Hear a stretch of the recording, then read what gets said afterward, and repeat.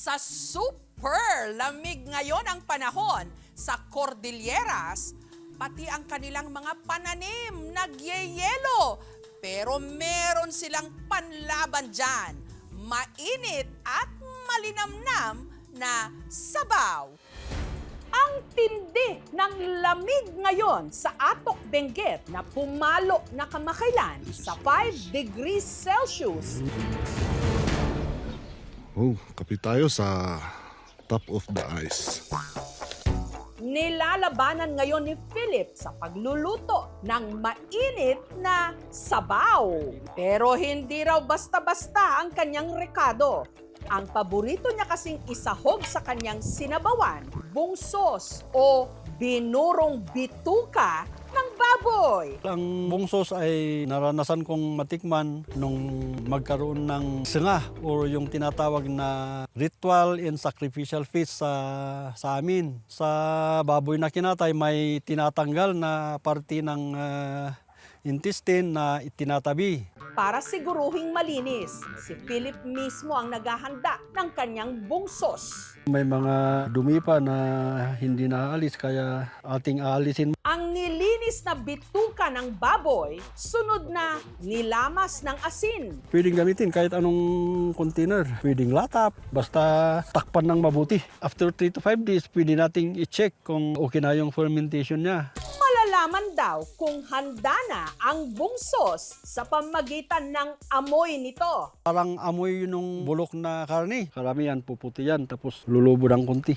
Inuuna na muna natin itong white beans. Ito yung ginagamit ko para sa personal consumption namin. Ito na yung kinalalabasan, yung nabungsos natin na intestine ng baboy. Ang daming langaw na nakikiamoy.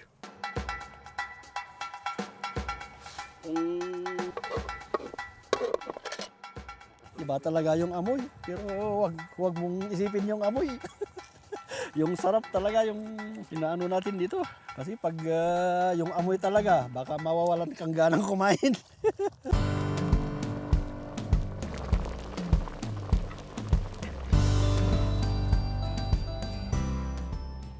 Pwede na. Ang mga gulay na ipinansahog niya galing mismo sa kanilang bakuran. Dito kasi mas fresh yung nakukuha dyan sa garden. Tapos timplahan natin ng konting asin para may lasa.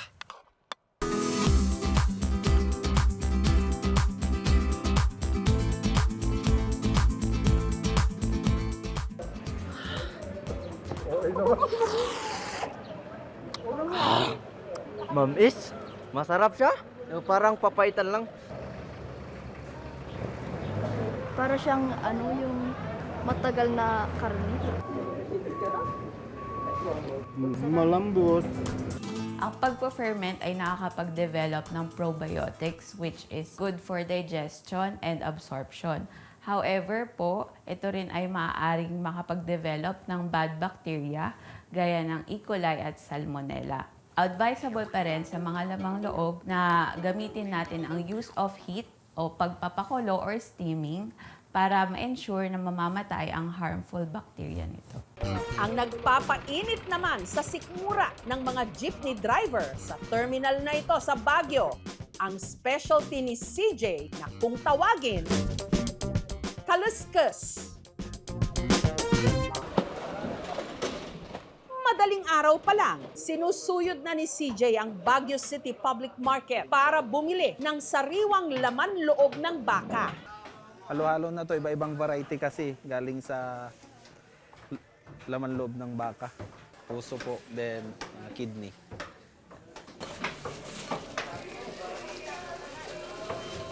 So ito na yung mga first batch ng palengke natin ngayon. Hinugasan niyang mabuti ang laman loob ng baka. Iginisa. And number 1 na pinalagay pang pakulay is aswete po.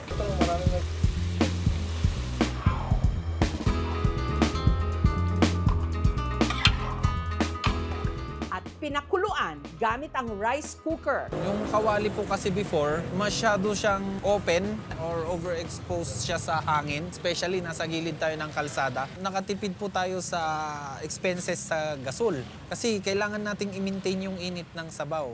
Ang karne, ginupit-gupit ni CJ ng maliliit para raw madaling nguyain ng kanyang mga customer.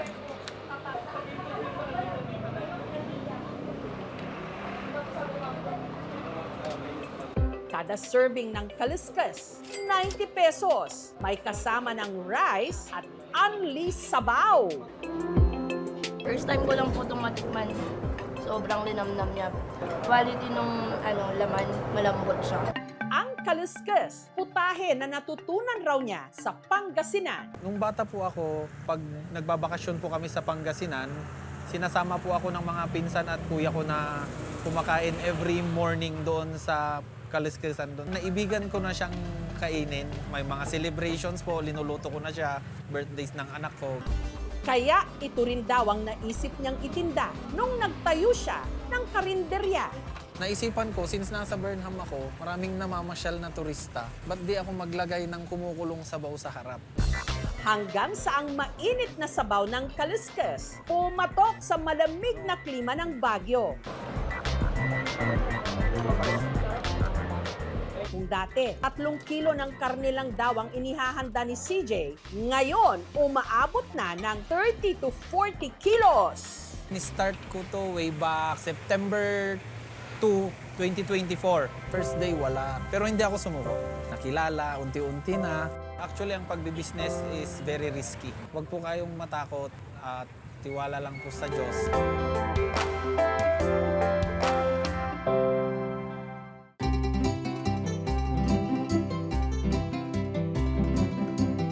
Ang sabaw namang ito ang mas lalong nagbibigkis sa mga espesyal na okasyon ng mga kapatid nating Igorot. Dito sa bayan ng Itogon sa Benguet, gawa ito sa pinakuluang karne ng baboy, baka o kambing at ang tawag dito, watwat. Ang watwat ay maaring salitang ibalo o sistema ng pamimigay ng karnes or the sharing of the meat doon sa mga nagpuntahan, no? Doon sa pagdiriwang na iyon. Bata pa lang daw si Mara, comfort food na niya talaga ang watwat. Watwatan. Nakaraniwang inihahain ng mga tiga-Cordillera tuwing meron lang importanteng okasyon. Like doy at the picture na rin nakasabay. Pagpagam, tapos kargamit joy bag. Di ba? Nung bata nga po kasi ako, nakikikain ako sa mga kapitbahay. Kapag may namatayan, kapag may kasalan, ang haba-haba ng pila. Pero dito sa kainan ni na Mark at Mara, hindi na raw kailangan pang maghintay ng espesyal na okasyon para kumain ng watwat ang kanilang mga parokyano. Siya, hindi raw mabibitin sa kanilang watwat. Ang sahog kasi nito, overloaded! Sa isang plate, unli rice na siya, unli sabaw. May pansit kasama yung karne na 350 to 500 grams. And then blood sausage, yung pinunag na tawag namin. Sa pagtanggal ng balahibo ng baboy, gumamit si Mark ng torch. Ang nasusunog na parte ng balat, nag-iiwan din daw ng aroma o smoky flavor na nagpapasarap. May flavor siya sa sabaw. Mas masarap yung lasa niya pag apoy.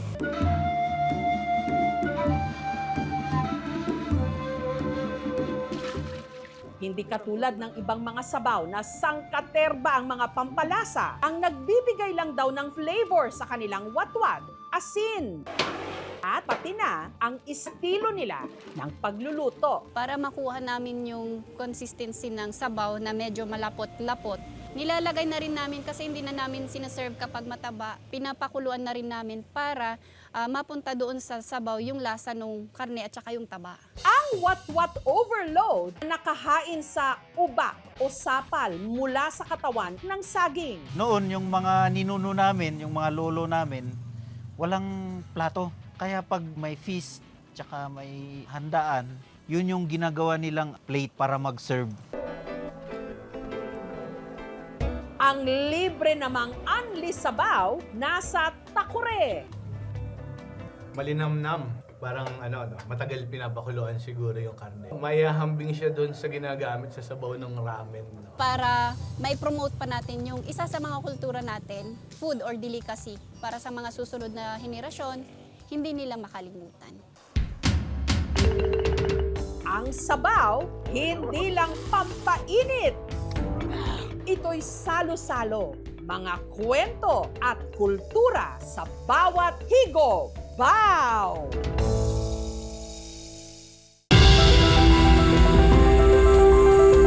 Ang pinakamataas na hanging bridge ngayon sa buong Pilipinas matatagpuan sa Mountain Province. Nakasuspend sa ere sa taas na 590 feet o sintaas ng 60 stories na gusali. Kakasakabang tawirin ito? Ang mga napapadaan sa tulay na ito tuwing alas 7 ng umaga napapatanong. Ale! Nasa ito ba ako?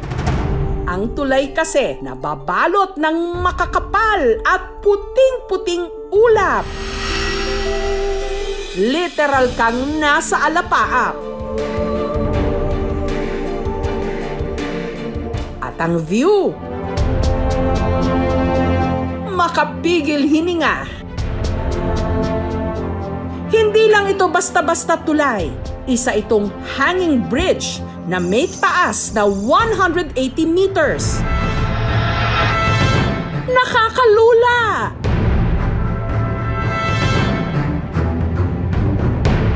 Lalo pat ito ang itinuturing ngayong tallest hanging bridge sa buong Pilipinas, ang Nabengan Bridge sa bayan ng Sadanga sa Mountain Province. Pero gagantimpalaan naman daw ang mga maglalakas loob na ito'y tawirin dahil sa kabilang bahagi ng tulay may sorpresa. Ano itong naghihintay na $1 million view? Wow! Para ito marating, kung manggagaling ng Cubao, Quezon City, babiyahe ka ng 10 hanggang 12 oras. Mula Barangay Poblasyon, ang jump-off point ang kubong ito kung saan magbabayad ng 50 pesos na ecological fee. Yung sa ecological fee po, yun po yung para po doon sa construction at maintenance po ng facilities doon. Dito naabutan ng aming team ang grupong ito ng mga rider na dumayo pa ng Sadanga mula sa iba't ibang mga probinsya. Masilayan lang ang tallest hanging bridge. From Region 1, Pangasinan, Region 3. Sambales, Tarlac, and NCR. Yan, NCR. Nakita ko siya sa Facebook, nag-trending. Sabi ko parang ang sarap subukan, sabi ko. So ready na po kayo, sir? Ready na. Ready na? Let's do it! Boss, Let's go! Pero hindi magiging ganun kasimple ang kanilang paglalakbay. Ang unang challenge, bumaba sa napakatarik na sementadong hagdang ito. Ingat lang, isang maling hakbang lang kasi. Maaari kang dumausdos pababa. Pagkarating sa baba, ang next challenge naman, baybayin ang daang ito. Posible lang ang malakas! Sa gilid ng bangin. Nervous na yata ako. Nandito pa lang tayo. Pwede bang maihimo na? Sementado pa ito sa una, pero makalipas ang ilang metro, lupa na ang lalakaran. Pakitid din ng pakitid ang daan. Kaya si Orlina hindi na maitago ang kaba. Hindi na lumalamig yung mga palad ko.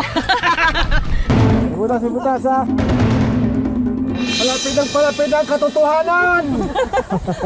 Unti-unti na nilang natanaw ang dinayo pa nilang tulay. Woo! Narating na rin nila sa wakas ang Nabengan Bridge.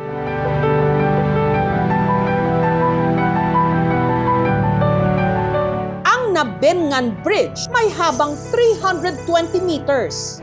Matibay rin daw ito, gawa kasi sa steel cables Sa mga nais pumunta naman na bumisita sa bridge, I assured na kayang-kaya po yung loadings. At least it was designed to cater at least 300 people at the same time naman, every 1 meter. Para matawid ang magkabilang dulo nito, aabutin ka ng 10 minuto. Bago tumawid, picture-picture muna for the gram! Welcome to the Bengan Bridge! Sa umpisa, parang enjoy pa sila. Deadma sa taas na abot sa 180 meters o katumbas ng 50 to 60 stories na gusali. I conquered na Bengan Bridge! Grabe ang lalim! Pero nang biglang umihip ang malakas na hangin, nagsimula ng gumapang sa kanila ang kaba. Lalo na noong gumigewang-gewang na ang tulay. Ayaw magalaw!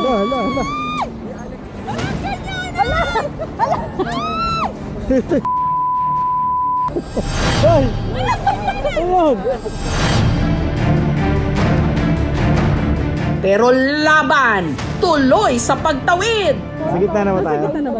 Lalo't ang perfect picture spot daw, mismong gitna ng tulay. Yes! Dito, kahit saan ka lumingon, mapataas, baba, kanan man o kaliwa, walang anggulong pinipili. Picture-worthy! Ang kasamahan nilang si Scar, aba, matapang, nag-video pa habang tumatakbo sa tulay. Masaya. Alam mo yung new experience ng ibang bridge at saka sa ibang lugar. Ngunit ito ang talagang pamatay. Pagkarating nila sa kabilang dulo ng Nabengan Bridge, may naghihintay na isa pang magandang tanawin. Ay, wow! Ang hagdang-hagdang palayan o rice terraces ng Barangay Poblasyon na talaga namang nakamamangha. Taong 2022 nang buksan sa publiko ang Nabengan Bridge. The Nabengan Bridge was initially started sometime on 2015. Natapos yung Nabengan Bridge noong March 2022. Sa mga nais pong pumunta sa Nabengan Bridge, welcome po kayo.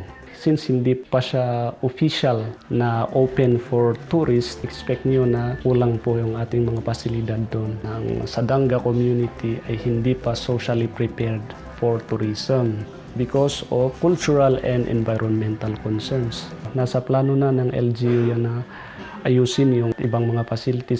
Literal na naging tulay raw ito para mapagaan ang buhay ng mga residente, katulad ni Linda na nakatira sa malayong barangay ng Sadanga. Masaya kami kasi yung daanan namin na dapat na 1 hour 30 minutes from town hanggang dito ay naging 30 minutes na lang kami dadaan sa tulay. Tinawag din itong Peace Bridge. Ang hanging bridge kasi, resulta raw ng mga isinagawang peace negotiation. Sumasagisag ito sa makasaysayang pag-aalsa ng mga katutubo, particularly ang mga igorot, laban sa panirang proyekto ng pamahalaan noong dekada 70 at 80. Ang Nabengan Bridge, hindi lang naging tulay para sa kabuhayan at transportasyon ng mga taga rito. Naging daan din ito para mas sumigla ang kanilang turismo. Kaya ganun na lang ang pasasalamat nila. Abot hanggang langit!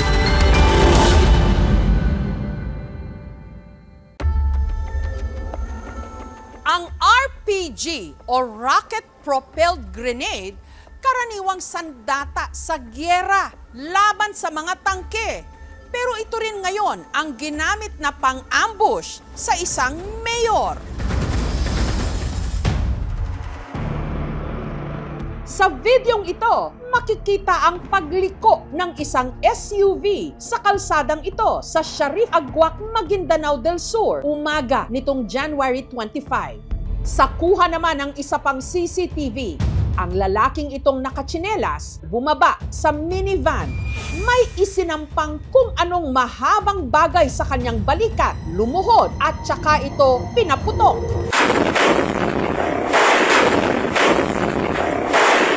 Ang SUV inambush. Nabalot ng makapal na usok ang kalsada. Ang armas kasi na ginamit sa pananambang o ambush, DIY o homemade na RPG o rocket-propelled grenade. Malakas masyado, malakas ang apoy. Pati yung mga kahoy na yan, hindi ganyan siya, parang nasunog yung dahon. Pero dahil bulletproof ang SUV, nakaabante pa ito. Sinambos. Natakot din kami. Nung marinig namin yon, bigla kami tumakbo. Mahirap na. Baka madami tayo.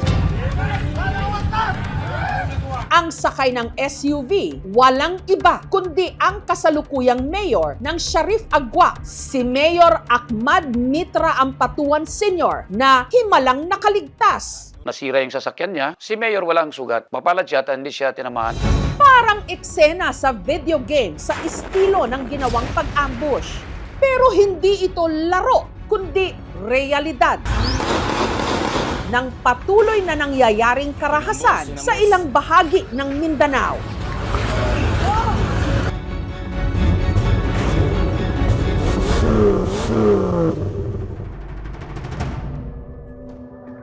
Pauwi na raw sana noon sina Mayor Mitra nung nangyari ang pag-ambush sa kanila. Kasi prepare ko yung Ramadan namin dito na magdating. Ginatingnan ko yung moske. Kasi maglagay kami ng mga solar light.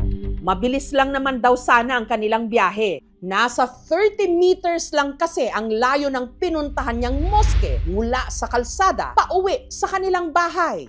Pero habang binabaybay daw nila ang kalsada, si Mayor Mitra na nakaupo sa tabi mismo ng kanyang driver, kinutuban na raw. Yung paggamot sa akin, mga 10 days na marami na ako narinig. Balita-balita lang eh. Minsan nakita ng mga CCTV namin dyan na yung van na pag ganyan-ganyan. Hanggang nangyari na nga ang pananambang. Ginatingnan ko sa side mirror yung van na yun na puti. Nakita ko na bumaba yung bumanat sa amin. Hindi ko pa natapos yung pagsabi ko ng bilisan mo, pumutok na.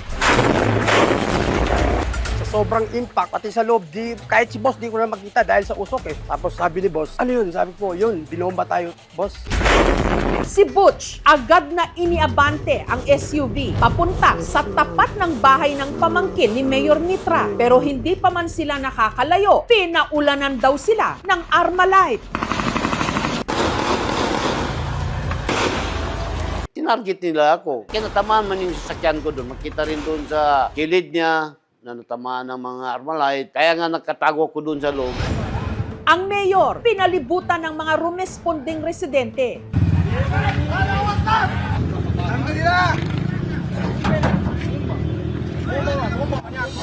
Agad din siyang isinakay sa isang pick-up truck pauwi sa kanyang bahay. Dito mismo pumarada yung minivan at saka nung makita nilang paparating na yung convoy ni Mayor, agaran silang bumaba at dito rin sa kinatatayuan ko, dito nila pinasabugan yung convoy ni Mayor. More or less mga 20 meters yung layo ng suspect natin mula sa convoy ni Mayor. Kung makikita po ninyo, ito po yung crater kung saan sumabog yung RPG. Yung buhok dito na nasunog lahat ito, pati mga mineral water doon na basag eh. Mga salamin, saka itong tainga ko na isa, hindi masyado makarinig eh. Bagamat walang matinding pinsala na tinamo sina Mayor Mitra at ang kanyang driver na si Butch, ang kanya namang sibilyan na bodyguard at military escort na kasama rin sa kanyang convoy, kapwa na sugatan at nagpapagaling ngayon sa ospital. Nakikita ko lang yun dyan sa mga ibang bansa. Parang ginagamit sa yung mga World War II. Talagang mamamatay kami. Hanggang ngayon nga, na-trauma ako. Nasa kustudiya na ngayon ng Sharif Agua Municipal Police ang mga sasakyan ni Mayor Mitra. Tingnan mo, nabutas. Ay, utan na may Butas to, tingnan. Diyan tumama. Kung hindi bulletproof yung sinakyan ko, malamang patay na ako. Hindi pa ako mayor, hindi pa gawa ko na yan. Estimate ko dyan mga 1.8. He got lucky lang na yung RPG na ginamit sa kanya is not the high caliber. It didn't take a direct hit, kaya ganun lang yun nangyari. Usually yung vulnerable parts talaga sa armored car is the windows. Of course, it's made up of glass. Unlike this one, is made up of metal na ballistic plate. Yung tires, nilalagyan natin ng run flat inserts yan. It's like a small wheel na attached to the rims para makatakbo pa rin siya kahit flat. Makikita nyo, meron siyang hole dito. This is used for counter-attack naman, yung mga gustong pumalag. Pero ang malaking tanong ngayon, sino ang nasa likod ng pananambang sa mayor? Ano ang motibo?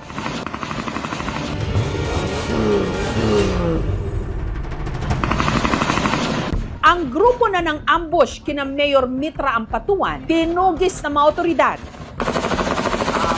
Makalipas ang isang oras, napaslang sa pagtugis ang nagpasabog ng RPG na kinilalang si alias Rap Rap at dalawa pang kasama niya. Habang ang dalawang iba pa nitong kasama nakatakas at nananatiling at large. Sa investigation natin, gun for hire ito. May tinitigan po ba tayong political clan war na anggulo? So far, kasama yan sa imbestigahan natin.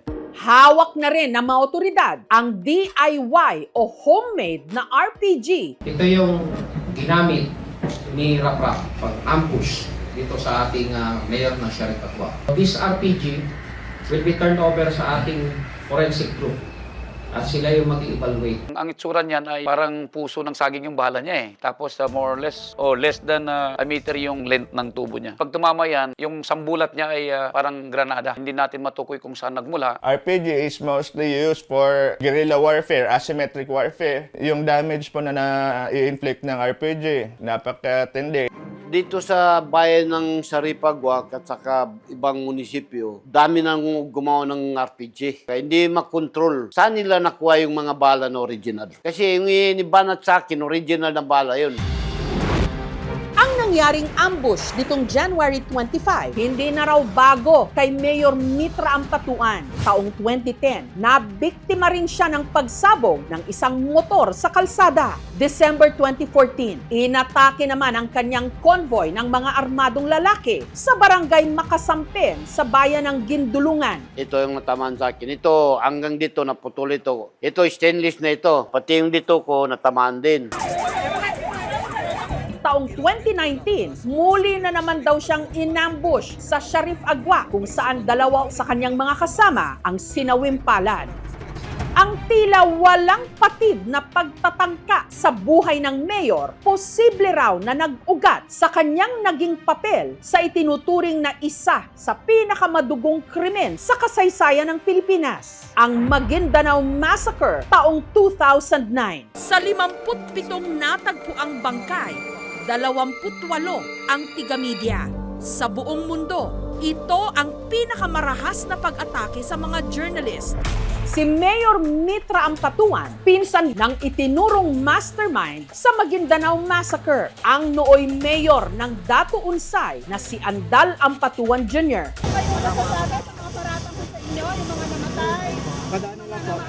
Excuse me po. Excuse me po.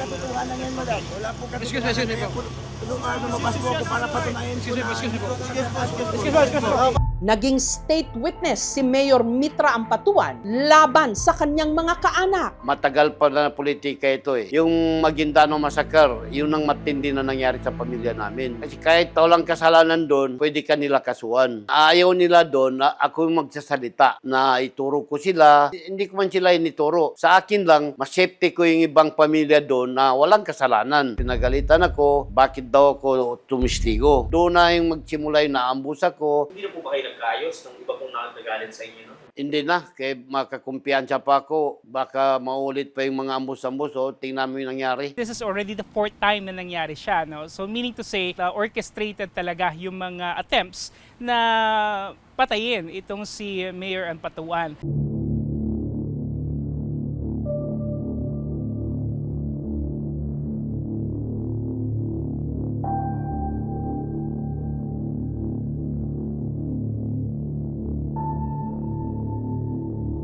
titingnan din natin dito is paano nagkakaroon ng proliferation ng mga ganitong klase ng mga military grade weapons like RPG dito sa lugar. Yung BARM actually has been advocating for systemic peace efforts for a very long time, no? Pero kung may mga kaguluhan kagaya nito, it really undermines the effort for long-lasting peace. Kinukundena po ng Pangulo ang nangyaring yan. Dahil sa kanya pong pag-uutos at direktiba, agad-agad din pong kumilos ang DILG, pati po ang PNP. Ako, wala akong agimat. Ang agimat ko siya, panahon mo na namamatay ka, kahit saan ka magtago, patay ka talaga.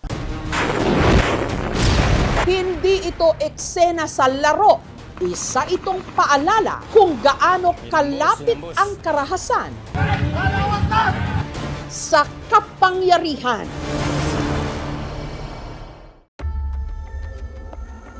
Napakasensitibo po ng kwentong ito. May lalaki nag-aalay ng serbisyo home service para magkabit lang ng bulitas sa ari. Kung ang iba nagpapa-home service ng manicure, pedicure o masahe, ibahin nyo ang service na ipinagawa ni Eugene. Hindi niya tunay na pangalan. Ang kanya kasing ipina-home service, pagpapalagay sa kanyang ari ng bulitas na kung tawagin, humps. Ang serbisyong ito, nakita raw niya online.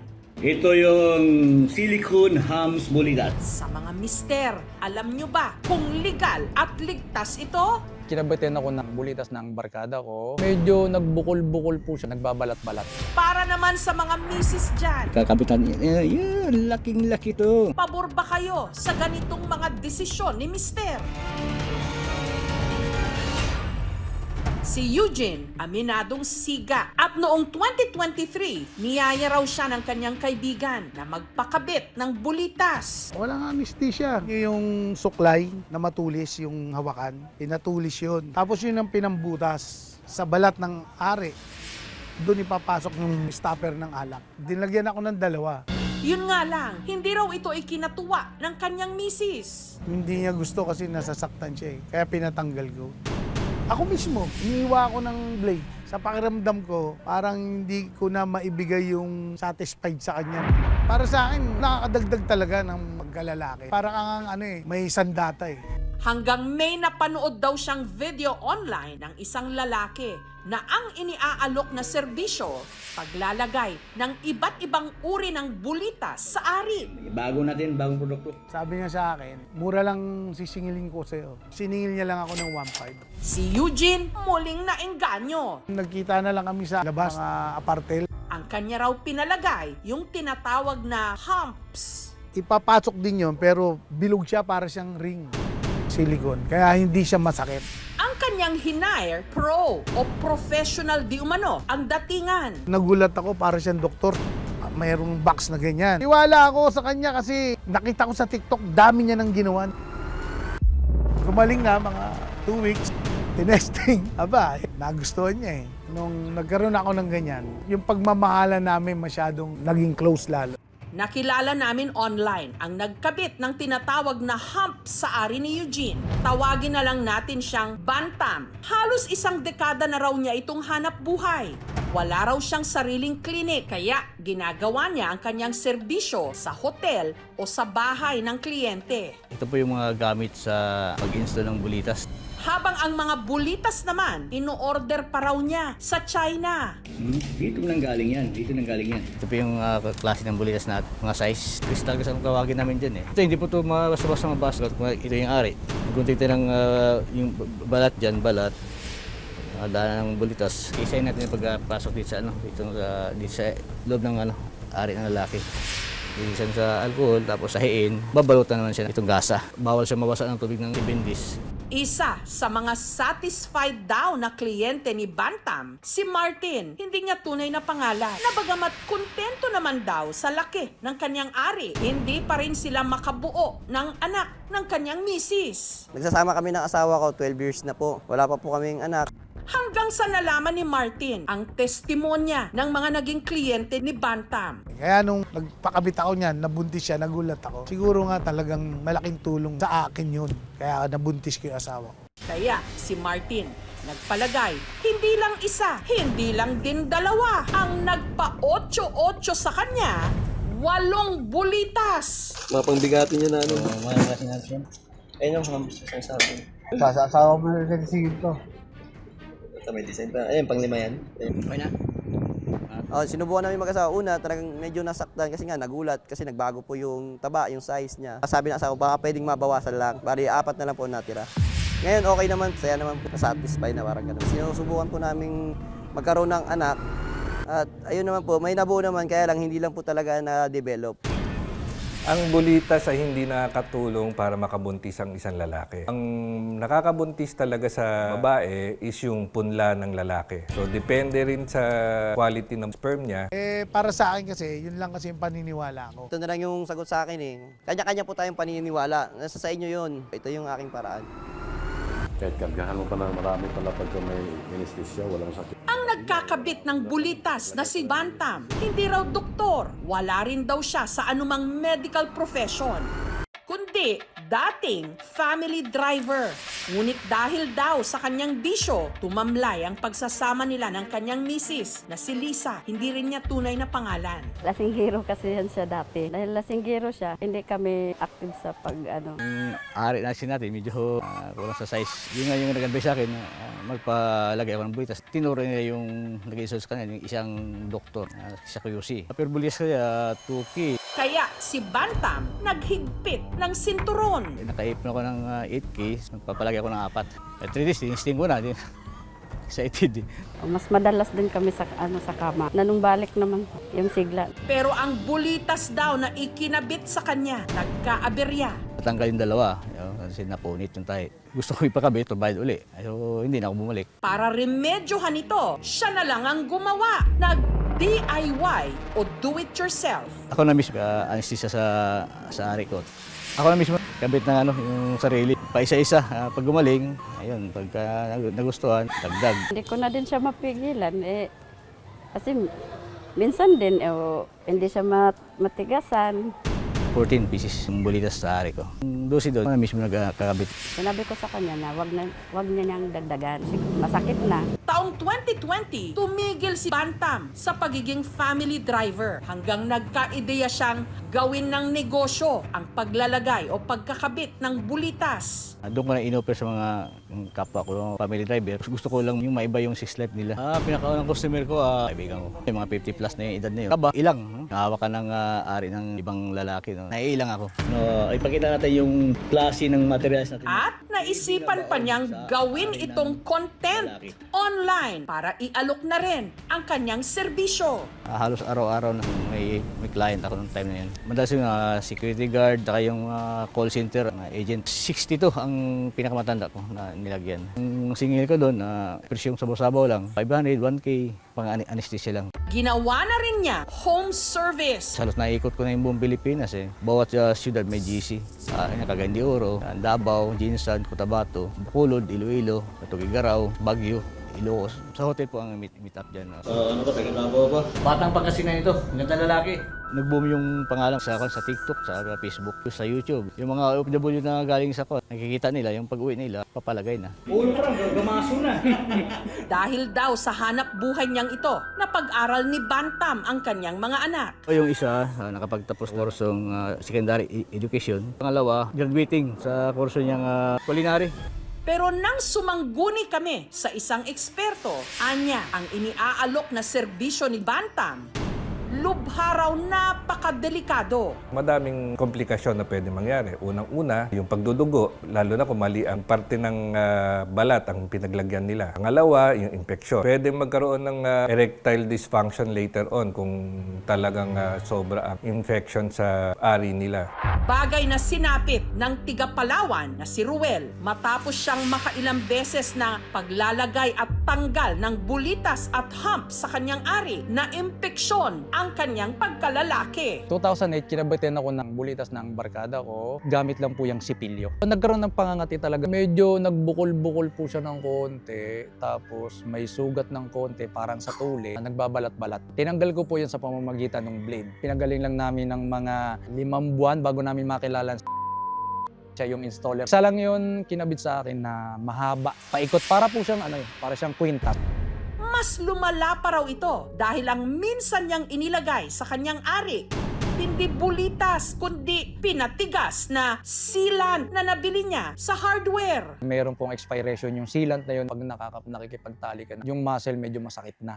Ang hiling ngayon ni Ruel, tuluyan na itong matanggal. Actually, hindi naman talaga kailangan ito. Huwag na kayong magpalagay. Konting pagkakamali, ang laki ng magiging problema. Plastic man o metal o glass, prone pa rin to sa infection. Sariwa pa yung sugat. Ginamit agad sa pagtatalik, pwede magkaroon ng sexually transmitted infection. Kung grabe talaga yung infection, kailangan mong putulin. Hindi naman talaga to medically advised. Wala naman tong idudulot na mabuti sa pagkalalaki ng isang tao, lalo na sa kanyang sexual performance. So, walang doktor na gumagawa ng paglagay ng bulitas. Ito ay illegal at kino-consider namin medical malpractice. Kung makakasakit dahil sa maling pagproseso, pwede siya makasuhan din ng mutilation o kaya pwede siya makasuhan ng serious or less serious physical injuries. Yung illegal practice of medicine, 1 to 5 years na pagkakulong. Doon sa less serious physical injury, depende, can ranges from arresto mayor to presyon correctional. Bagamat alam ni Bantam na bawal sa batas ang kanyang ginagawa, ito lang daw ang alam niyang paraan para makaraos sa buhay. Sa loob ng 24 years ako nag-arrive sa pamilya. 20,000 aman. Batang Pangasinan ito. Ganda lalaki. Sa bulitas, yung 20, isang linggo, kuha na eh. 5 years ko nang ginagawa. Pinapatuloy ko na walang nagreklamo. Kaya sinuportahan ko na lang siya. Dahil kaysa magnanakaw. Sabi mo, kaysa magnakaw kayo, kaso itong pinasok mo, illegal din na trabaho. Oo, hindi mga kaya. Gusto nila eh. Sila naman ang malapit. Pag nakatapos yung anak ko, magpahinga na. May mga ibang lalaki kasi na nagkakaroon ng insecurity sa size ng kanilang genitals.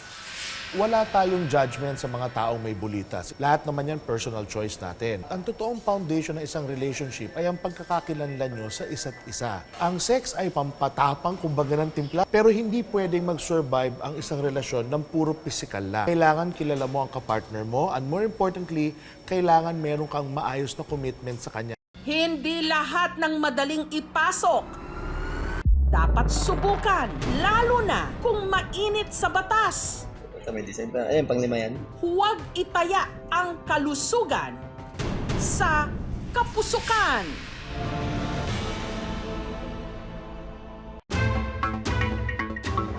Sa museum na ito sa Cabuyao, Laguna, may nag-a-apply raw para maging bagong man's best friend. Hindi aso, hindi tao, pero mga gumagalaw at sumasayaw na parang tao at aso na robots. Ang main attraction, ang humanoid na si Y-Bot. Sila yung mukhang tao, gumagalaw na parang tao. Ang mga nagagawa niya is mag-hike, clap, flying kiss, and then makakapag-dance din siya.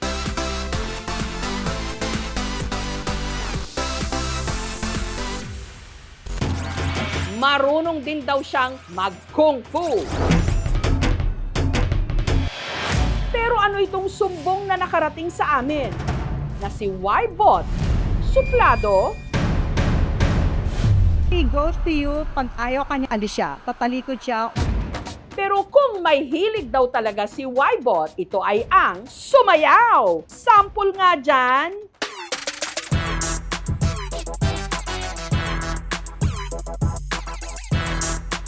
Angas na angas ako kasi nare-replicate nila yung galaw po ng mga tao. Magaling talaga yun eh.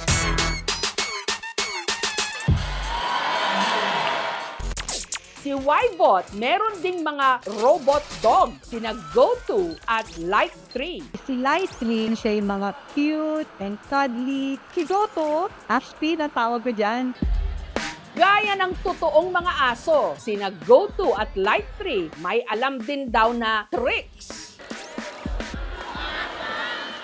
Si Dog Robot nakaka-stretch, tumatalon, nag-high, nag-heart shape, cute yung mga poses niya. Very happy po ako kasi kahit robot lang po siya, nakakapagbigay po siya ng happiness sa mga bata.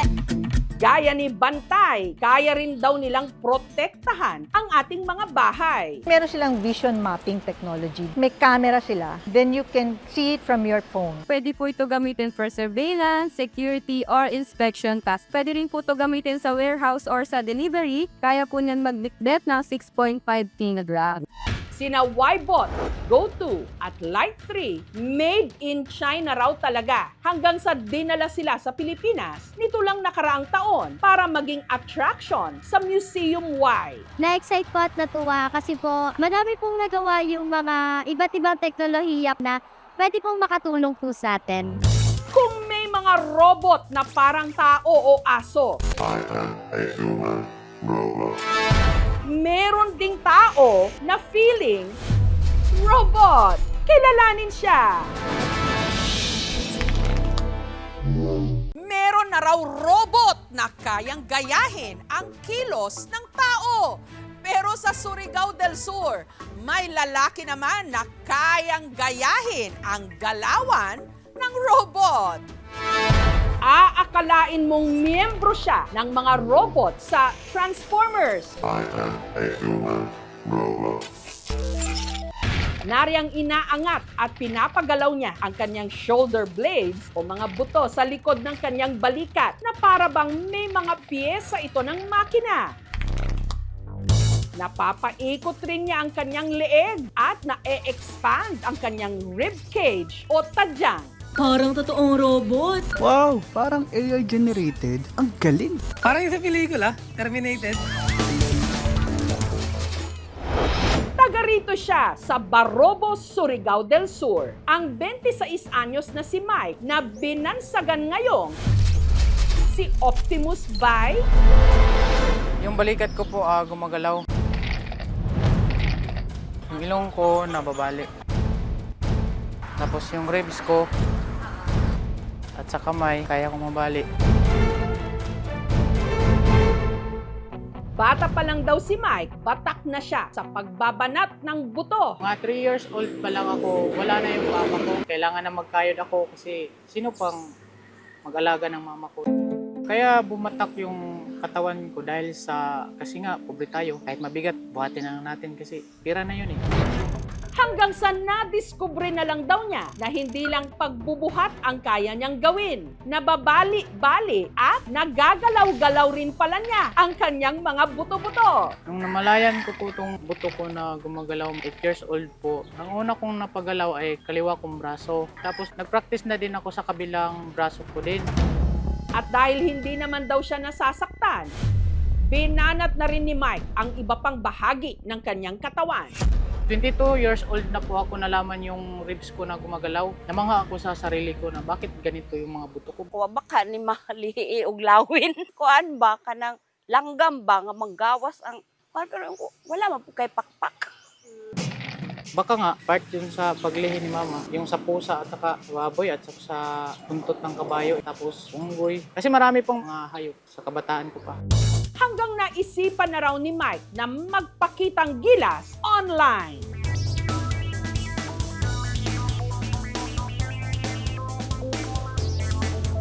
Na-amaze po kami kasi po wala pong nakakagawa ng ganung bagay po. Namamangha po ako kasi iba yung ginagalaw niya, parang robot. Kahit tila bihasa na si Mike sa pagbali-bali ng kanyang buto, hindi raw nawawala ang agam-agam sa kanyang dibdib na baka may problema pala ang kanyang katawan. Hindi pa po ako na ospital. Kung sakaling mabigyan ako ng opportunity na malaman ko yung anong kondisyon sa katawan ko. Kaya dinala siya ng aming team sa isang orthopedic surgeon. Yung right side mo na kamay, pwede mo bang subukan iangat? Tapos ilagay mo sa likod ng ulo mo, yung kamay mo.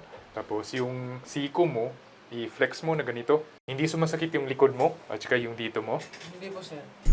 Si Mike, posible raw merong EDS o Ehlers-Danlos Syndrome, rare na kondisyon na nakakaapekto sa connective tissue ng katawan. So ito ay isang genetic disorder. Nung pinanganak siya, meron na to sa genes niya itong sakit na to. Ang mga may EDS, maliban sa sobrang flexible ang katawan, madali rin daw ma-sprain, ma-dislocate o sumakit ang joints o kasukasuan, malalambot at madali rin daw magkapasa ang kanilang mga balat at ang kanilang mga sugat, mabagal gumaling. Bihira lang tong sakit na to. Itong kondisyon na to, mga 1 in 100,000. Wala pang lunas sa EDS ngayon. Gayunman, maaari raw itong madaan sa therapy. Pwede itong mag-cause ng early death nila kung nagkakaroon sila ng internal bleeding. Yung iba din, maninipis din yung covering ng mga internal organs, kagaya ng tiyan, yung intestines nila, yung puso. Pwede din doon mag-cause ng spontaneous rupture or napupunit bigla yung tiyan nila kahit walang aksidente na nangyayari. Pero yung sa'yo, Mike, is mild lang na sakit kasi normal lang yung skin at saka hindi ka mabilis na susugatan at saka mabilis lang gumagaling yung mga sugat mo. Paalala ko lang sa mga viewers ni Mike, huwag gayahin yung ginagawa ni Mike kasi pwede kasi yun mag-cause ng early na mga problem or arthritis sa shoulder. Bigay ito sa Panginoon, ma'am. Gumagalaw yung mga buto ko, pero hindi masakit. Hindi lahat ng kahawig ng robot, makina. Minsan tao rin na may pusong humihigit sa bakal.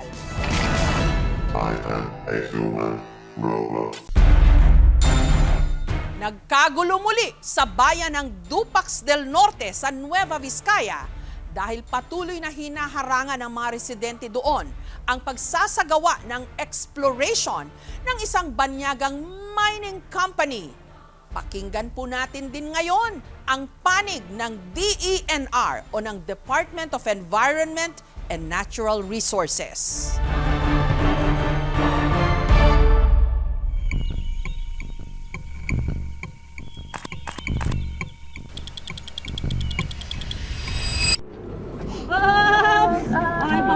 Hindi pwede! Muling nabalot ng tensyon kamakailan ang barangay Bitnong sa Dupax del Norte, Nueva Vizcaya.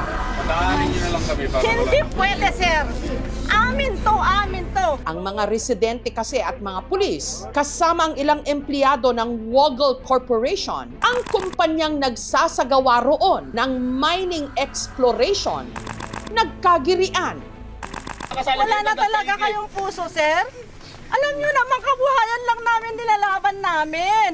Naroon din ang ilang tauhan ng korte para iserve at ipatupad ang writ of preliminary injunction o utos ng korte na buwagin ang mga barikadang inilagay ng mga residente. Sa ganitong paraan, magpapatuloy ang exploration sa lugar para sa posibleng minahan na itatayo rin doon. Bagay na ngayon pa lang, mariin nang tinututulan ng mga residente sa takot na mapinsala ang kalikasan at masira ang kanilang kabuhayan. Sa gitna ng negosasyon, nagkainitan na humantong sa tulakan. Arestuhin mo nga ito! Ang isa sa mga nagprotesta, dinampot ng pulis. Sa gitna ng kaguluhan, may mga residente pang nawalan ng malay. Pangunan lang naman kanila ang kapulisan. Hindi ko lang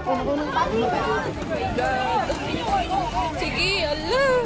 Sa huli, 7 ang inaresto at ikinulong sa police station. 6 sa kanila, mga babae. Pulis sa Pilipinas! Magsilbi ka sa bayan! Huwag sa dayuhan! Sa lupang sagana sa likas yaman, sino nga ba ang mas may karapatan? Ang dambuhalang korporasyon na may pahintulot na suriin ang kanilang mga lupain at nangangako ng trabaho o ang mga residenteng matagal nang namumuhay rito na tutol sa isa pang minahan.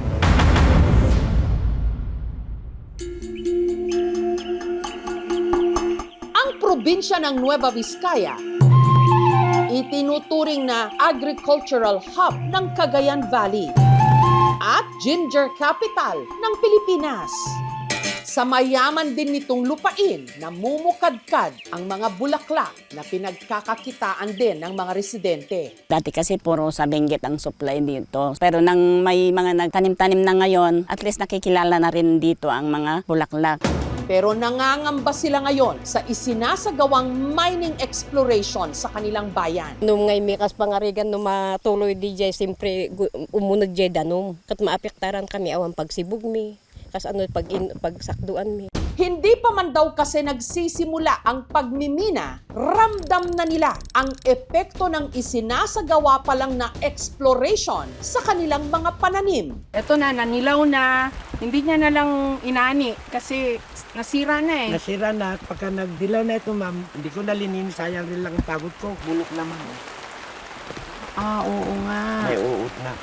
Ano nangyari po dito sa inyong taniman? Nagbutas dyan ma'am, linagyan ng iodine na parang asing daw. Tapos yung kuryente, dinanan dyan sa gitna, tuloy doon, nagbutas na naman sila yan sa may tubigan ko. Ah, so sa ilalim ho nito may mga butas na ho. Maditik daw ma'am kung merong ginto sa ilalim. Nagbalik ang aming team sa Dupax del Norte sa linggong ito at naroon ulit si Tatay Gregorio pero wala sa kanyang bukid kundi sa barikada kasama sa mga nagpoprotesta. Talang naninervous kami ma'am sa takot namin dahil nung kailan na sila na umahon na naman doon sa taas. Allah! Allah ni! Kasamahan niyang magsasaka na si Jane Lee, muntik na rin daw mapasama sa mga ikinulong. Kasama kasi siya sa itinatag nilang human barricade. Ang alam ko, i-implement daw yata yung order ng korte na preliminary injunction. Nandun lang kami, nakaupo. Hinahatak niya yung kamay namin. Hinatak nila yung aking paa. Naubatan na yata ako or ano. Hinatak nila ako tapos nakawala na ako dun sa mga pulis na humahatak ng aking paa. Wala sa akin yun, ma'am. Ang gusto ko lang kasi hindi matuloy yung mining. Sa pagsasaka binuhay at itinaguyod ng kanyang mga magulang, sina Jane Lee, malinaw sa kanya ang halaga ng kanilang lupa at ang bantang mawasak ito ng minahan. Masisira ang aming natural sources, yung aming kabundukan, yung tubig, pwedeng mawawala, pwedeng makontaminate din, magkaroon ng water pollution. Sa kasalukuyan, meron ng 2 minahan na nag-ooperate sa Nueva Vizcaya. Sa satellite photo, kitang-kita ang mga higanteng uka na nilikha ng mga ito sa kalikasan. Si Annalisa sa gitna ng girian. Muntik na raw mawalan ng malay. Parang nasakal po talaga ako. Tatayo na po sana ako noon. Mayroon pong tumulak doon sa mga pulis. Larambulan na po. Naapak-apakan na po kami. Naapakan po ng boots ng mga pulis. Isa siya sa 7 dinakip ng mga pulis at sinampahan ng kasong contempt of court o paglabag sa utos ng korte, obstruction of justice at resistance and disobedience to persons in authority. 3 araw silang ikinulong habang nakadetine si Annalisa sa police station. Isinugod sa ospital ang kanyang anak. Nag-seizure po. Masakit sa pakiramdam na ikaw ina-inan doon ka, tapos yung anak mo naghihirap dito na hindi na po ako mapapali.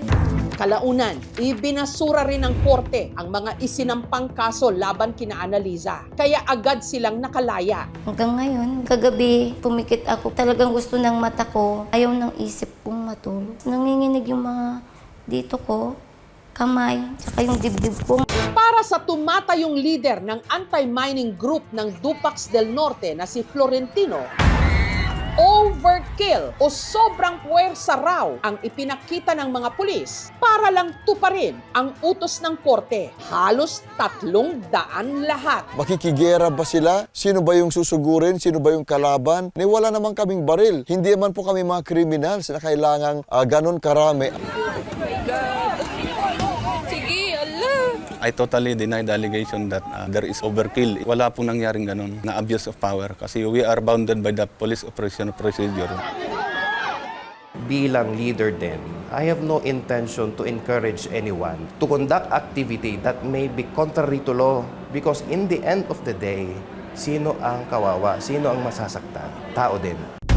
Taong 2022, nung nagsumite ng exploration permit application ang Waggle Corporation sa MGB o ang Mines and Geosciences Bureau ng DENR o ng Department of Environment and Natural Resources. Ang target daw minahin sa Dupax del Norte, ginto at tanso. Within the immediate community, nagge-generate siya ng employment in terms of sweldo ng mga tao.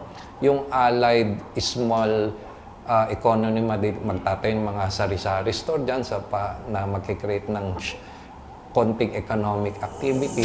August 2025, inilabas ang exploration permit na nagpahintulot sa kumpanya na mag-explore sa 5 mga barangay sa Dupax del Norte. Nagsimula sa Sitio Kion sa Barangay Bitnong. Tuloy pa rin ang paghuhukay at pagbubutas sa bundok para raw makakuha ng sample at malaman kung saang parte ng bundok ang mayaman sa mineral. 5 buwan ang lumipas nung nagsimula ang mining exploration at ngayon, mas lalo pa raw ramdam ng mga residente ang epekto nito. Itong tubig namin ito, dati po napakalakas po nito. Ngayon po, ang hina na po siya. Malabo na, hindi na po siya mainom. Ang tanong dito ang mining ba nagdulot ba talaga ng development sa amin? Palubog yata yun ang dating, Kung ano-ano mga naipapangako to entice the people para suportahan. Nag-consult ho ba kayo nung kumpanya?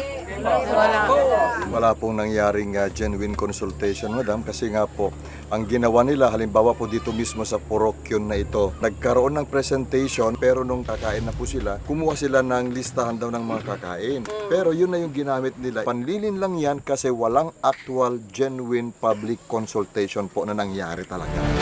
Kaya ngayon, mas pinaigting pa raw ng mga nagpoprotesta ang kanilang mga barikada. Maliban sa pagharang sa entrada, gumawa rin sila ng ilang malalalim na hukay para hindi mapasok ang daan papunta sa exploration sites. Tanging paraan po namin para hindi po sila makapasok po ng mga kagamitan po. 3 hukay po na malalalim po ito.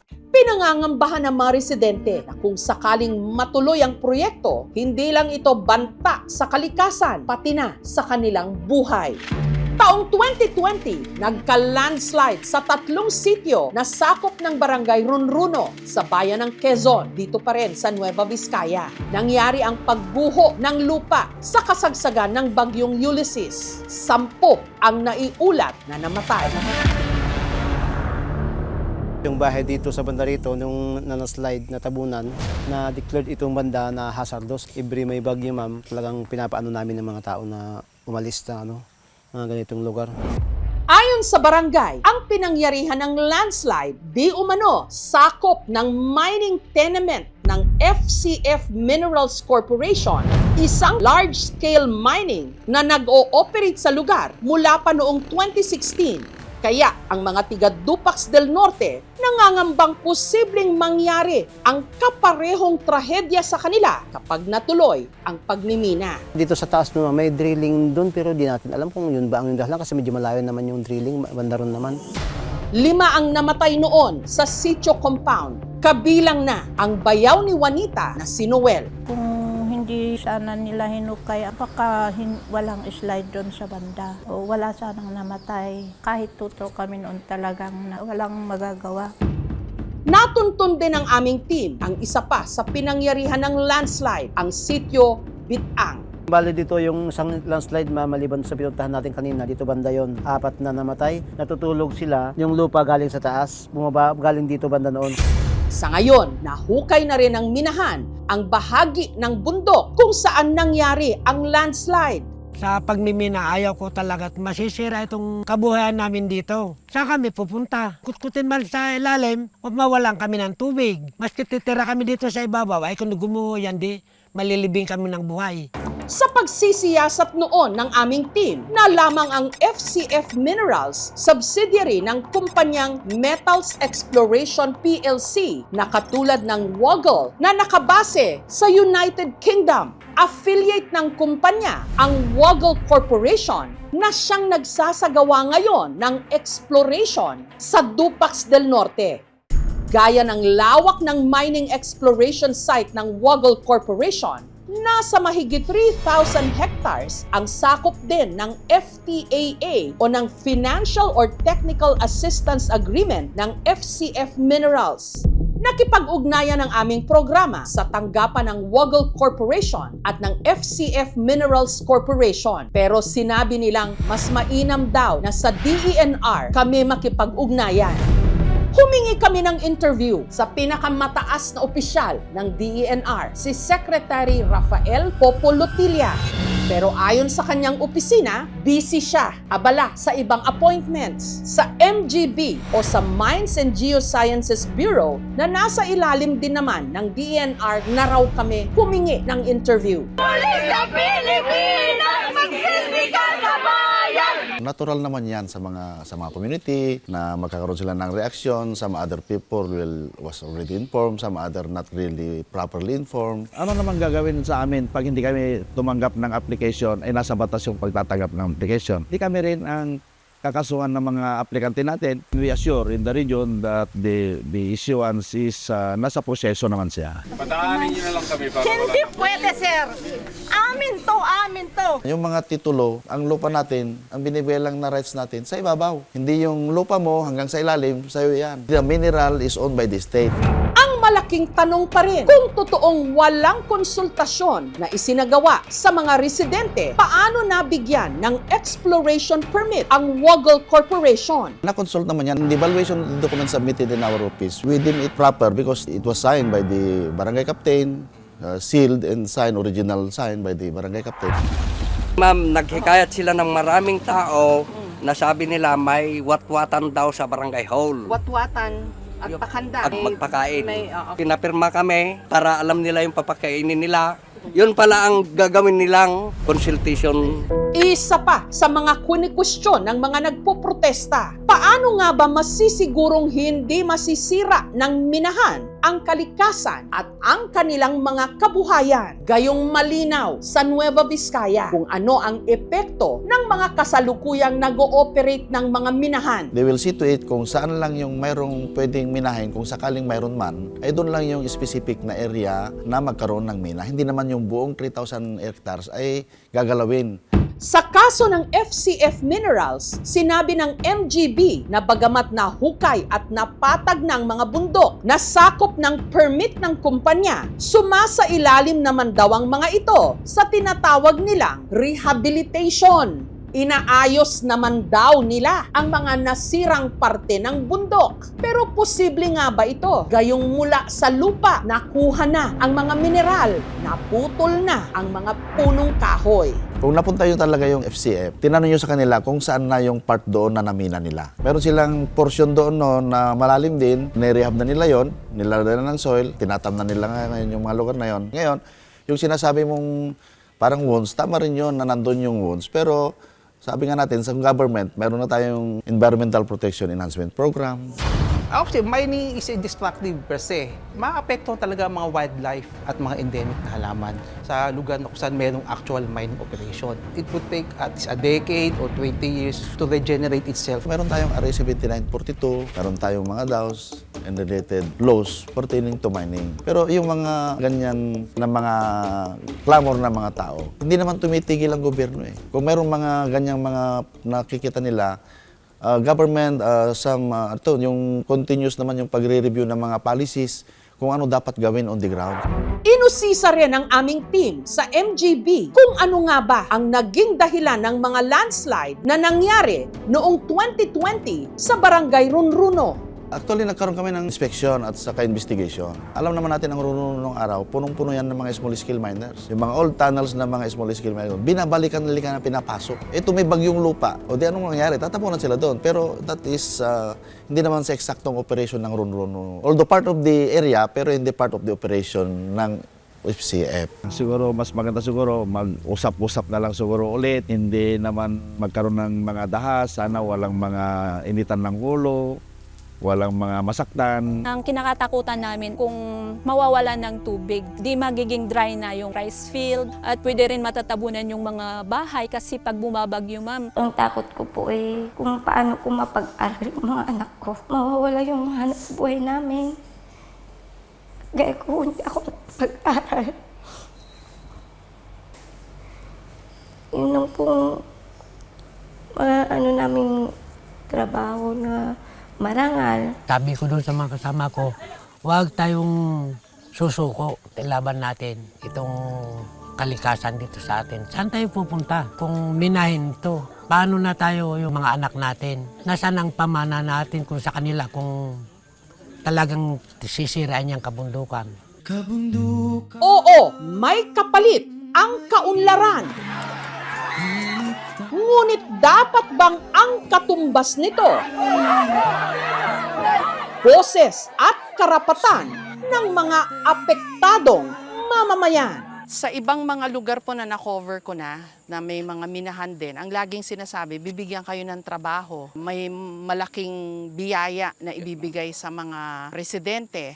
Maganda po yung offer, ma'am. Pero kami po, hindi po kami naniniwala sa sustainable or responsible mining. Meron po ba yung pangako nila na ibabalik nila yung dati pong itsura nung ating mga kalikasan?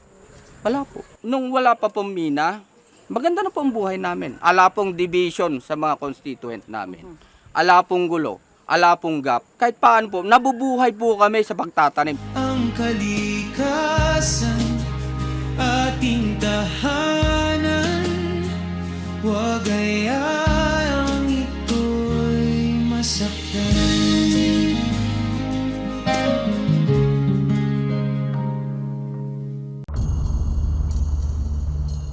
Nahuli kam sa Antipolo, lalaking naglalakad na pugot ang ulo.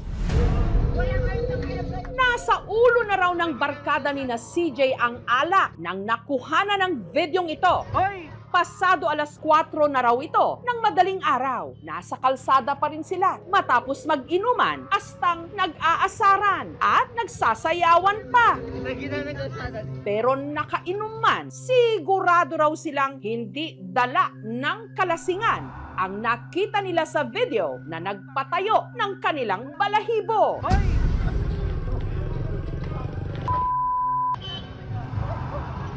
May napansin ba kayo habang tila sumasayaw-sayaw ang babaeng ito? Wala? Pues, tumingin kayo sa bandang kaliwa ng video sa pababang kalsada. Tila may naglalakad ding pababa. Ngunit ang nakakakilabot dito, ang naglalakad walang ulo. Kung nakita ko po yun, sobra po akong natatakot. Kinalibutan po talaga ako nun. Ang tagal niya pong naglalakad sa video. Inuunahan na nila ang mga dudero't dudera. Hindi ito edited at lalong-lalong hindi AI. Katunayan, kilala pa raw nila ang lalaking pugot dahil sa suot-suot nito. Yung jacket, akin yun. Madalas niya kasi yung hinihiram sa akin. Paborito niya. At ang talagang magpapagewang sa atin sa kaba, ang tinutukoy nila na nakunang pugot ang ulo, 2 buwan nang patay. Gusto niya mag-reconnect sa amin that night. Kung baka may gusto sabihin sa amin. Anong nais ipahiwatig ng di umano taong pugot? Ang video kuha sa kalsadang ito sa Barangay Inarawan sa Antipolo. Nandito po yon, pababa po, biglang sulpot, hindi po namin alam kung saan nanggaling. Pero doon po kami nakapwesto sa may bandang dulo, sa may kabilang kalsada. Nangyari po siya around 4:03 AM to be exact. Wala talaga siya katao-tao kahit mga sasakyan. Inisip ko po na baka edited lang. Sa gulat ako, parang napaka-serious po ng mga sinasabi nila sa GC namin. Kinalibutan po talaga ako nun. Ang tagal niya pong naglalakad sa video. Ngunit hindi lang daw takot ang naramdaman ng kaibigan nilang si Craig. Meron kasi siyang napansin sa suot, pati na sa kilos ng na-videohan nilang parang taong pugot. Alam ko yung hubog ng katawan niya, kung paano siya maglakad, yung jacket, akin yon. Yung white na yon, yun yung couple namin na t-shirt. Tapos yung pants na yon, yun yung madalas niyang laging sinusuot. Ang pinaghihinalaan nilang taong pugot, walang iba kundi ang di umano kabarkada nila at partner ni Craig na si Mark na 2 buwan na ang nakararaan ng sumakabilang buhay. Kinilabutan ako. Umiyak ko kasi ang tagal ko na siya kasing hindi nakikita, tapos dun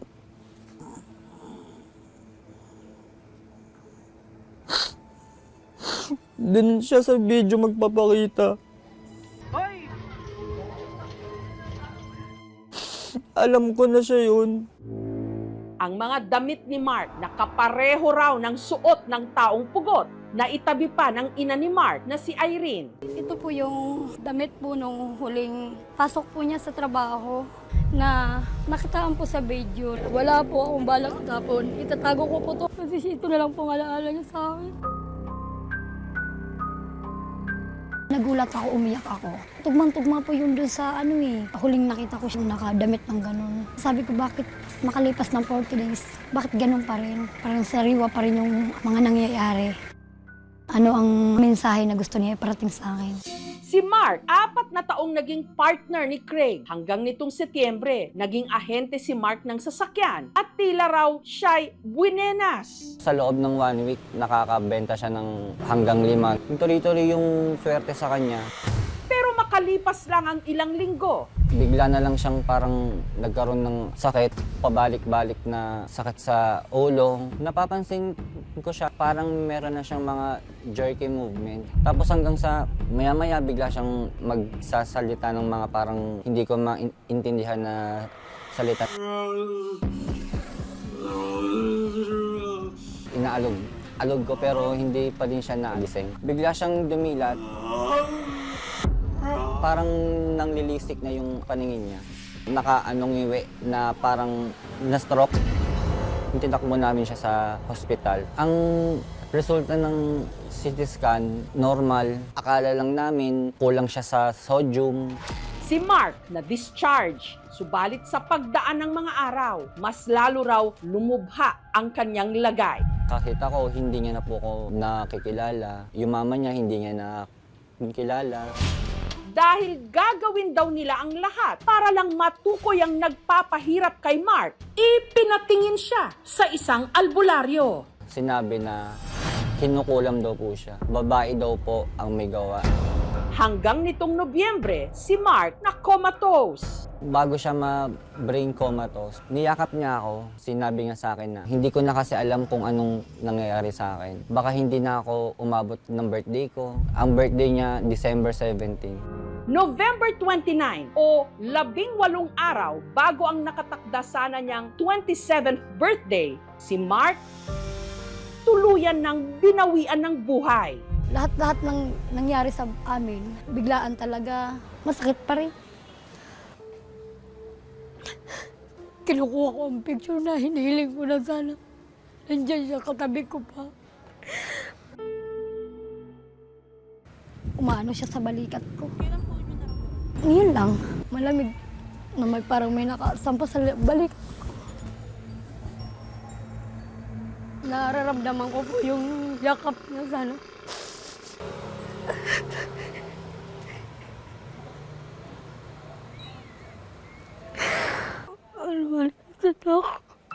Ang biglaang pagpanaw ni Mark, pilit na hinahanapan ng paliwanag ni Irene at Craig hanggang sa kanilang napagtanto ang sinabi noon sa kanila ng albularyo. Babae daw po ang may gawa. Ang tinutukoy raw nito, ang babaeng figurine na binili ni Mark na siya ring pinaniniwalaan nilang nagdala noon ng swerte sa kanya. Ang figurine na kamakailan lang din ay itinampok sa aming programa, ang Buena Fortuna. Ang figurine na nagdadala raw ng swerte. Pero di umano, ayon sa ilang mga nakabili nito, may kapalit din daw na malas.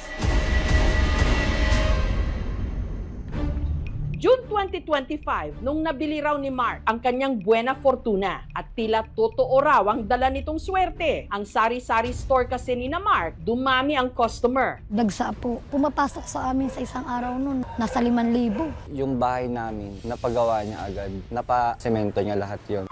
Si Mark, buinenas din daw sa trabaho. Sa loob ng 1 week, nakakabenta siya ng hanggang 5, ganyan. Tuloy-tuloy yung swerte sa kanya.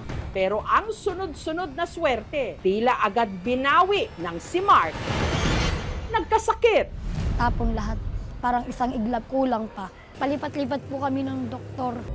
At kaya raw nila pinaghihinalaan na gawa ito ng nabili ni Mark na Buena Fortuna dahil makailang beses din daw itong nagparamdam kay Mark.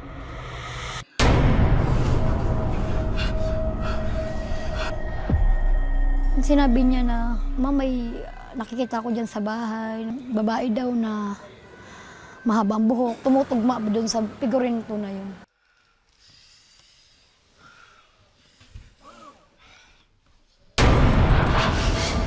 Ang Buena Fortuna ba talaga ang dahilan kung bakit swinerte, nagkasakit, hanggang tuluyang namatay si Mark? Si Mark din nga ba ang pugot na nahagip sa video? Yung white na yon, yun yung couple namin na t-shirt. Yung pants, madalas niyang laging sinusuot. Hindi ako magkakamali, talaga siya yun. Ang aming team nag-imbestiga. Sa video, hindi naman siya edited. At sa kanilang pag-iikot sa barangay, may natuklasan pa sila sa di umano lalaking pugot. Kilalaw namin yun. Sino siya? Tao po. Hindi nasasakit ang inyong ulo sa kakaisip dahil ang mga kasagutan ilalahad na. Dito po yun siya nakuhaan sa CCTV na naglakad po.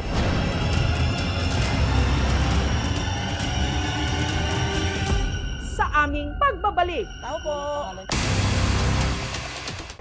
Lagpas ulo ang takot ng grupo ni na Craig nang sa kalsadang ito sa Antipolo, may na-videohan silang naglalakad na parang pugot ang ulo. Sobrang kinilabutan ako. Pero ang mas lalo raw nagpakilabot sa kanila, ang pugot, di umano, kilala nila. Kahawig na kahawig daw ng damit ng kaibigan namin. Ito raw ang kabarkada nilang si Mark na namatay nito lang Nobyembre.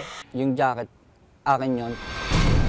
Madalas niya kasi yung hinihiram sa akin. Paborito niya. Nagulat ako, umiyak ako. Tugmang-tugma po yun dun sa huling nakita ko siya nakadamit ng ganun. At pinaniniwalaan naman nilang dahilan kung bakit matapos ang sunod-sunod na swerte, bigla namang nagkasakit at namatay si Mark. Walang iba raw, kundi ang sumpang dala ng nabili nitong figurine na ang tawag, Buena Fortuna. Ang gaan ng pasok sa amin ng pera. Wala, useless yun. Tapon lahat, parang isang iglap. Kaya ang Buena Fortuna ni Mark, agad nilang itinurn over sa simbahan. Ang sabi po nun ng pare, marami na raw pong nagsusurrender. Sinusunog po yata nila. Wala pong indicator o nagsasabi na ito ay nagdadala talaga ng swerte or ng malas. Depende rin po ito sa sitwasyon po natin. Samantala, para bigyang linaw naman ang misteryo ng pugot sa video, sinuri ito ng eksperto. Sa video, hindi naman siya edited. Balanse naman lahat ng mga pixels niya. Nag-ikot-ikot din ang aming team sa barangay hanggang may nakalap silang CCTV footage sa parehong kanto kung saan nahagip ang video ng di umano taong pugot. Dito makikita ang isang lalaking naglalakad mag-aalas 4 ng madaling araw. 3 minuto bago ang eksaktong oras na nahagip sa video ni na CJ ang inakala nilang taong pugot. Dito po yun siya nakuhaan sa CCTV na naglakad po. Na 100 lang naman po ito na wala po siyang ibang daanang madadaanan din. Hanggang dun po sa may pinakababa. Hinanap nila ang lalaki sa video. Hindi rin namin mamukaan yan. Marami kasing tao dito dumadaan. Hanggang sa may isang tumalima. Kilala namin yun, nakikita namin yan din. Tiga dyan sa amin sa dulo. Kasi isa lang yung jacket niya eh. Tao po. At naka-face to face nila ito. Tao po. Ang 70 anyos na si Lolo Eduardo. Kayo po ito. Oo, ako. Ito yung jacket ko. Araw-araw ako naglalakad dyan. Ay, maaga po pasok ko. Alas 3 pa nga, umalis nga ako dyan eh. Pag dating doon sa kanto, ay, tawid ako doon. Yung sumasayaw ng babae, nakita ko. Umagit na sa kalsada. Ayun kayo, ayun. Kalasing sila eh. Para sa akin, palaisipan ho yan kasi karamihan ng walang ulo, mamamatay daw yan. Pero kayo hindi ka naniniwala. Eh, pwedeng maniwala, pwedeng hindi. Hindi pa nangyari sa akin yan, ngayon pa lang eh. Pero kung totoong tao ang nakuhanan ng video, bakit para itong hugot ang ulo? Medyo low quality yung video, blurred siya. Pangalawa is yung color nung kalsada to, yung color din ng balat is nagbe-blend. Dahil since medyo wash out yung color niya, hindi ganun ka-saturated. So, hindi na nakikita yung details nung video. Kaya nagbumukha siyang walang kamay, walang paa, or walang ulo. Humihingi po ako ng dispensa kasi bilang uploader ng video, may accountability rin naman po ako sa mga nangyayari ngayon. Mas mainam po yun. Hindi na ako mangangamba na siya yun. Inaano ko sa sarili ko na nasa langit na siya. At least, napatunayan namin na kahit wala na siya, buhay pa rin yung mga ala niya sa amin. Nandito pa rin sa puso tsaka sa isip po namin. Baka nasa shock or denial stage pa sila na kung saan hindi pa lubos na ma-accept yung nangyari, and ang kailangan lang nila ay time para dumaan sa buong process of grieving. Nitong Huwebes, muling dinalaw ni na Irene ang puntod ni Mark. Alam ko ba, gagabayan mo na lang ako. Tumagalala. Hindi ko papabayaan sa mama. Mahal na mahal kita. Hindi ka mapapalitan dito sa puso ko. May kanya-kanya tayong paraan ng pagdadalamhati sa pagkawala ng ating mga minamahal. Pero ang tiyak, ang pangungulila at ang pagmamahal natin sa kanila, hindi basta-basta mapuputol kahit pa ng kamatayan.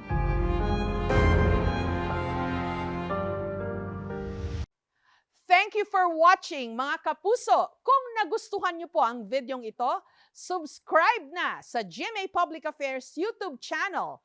And don't forget to hit the bell button for our latest updates.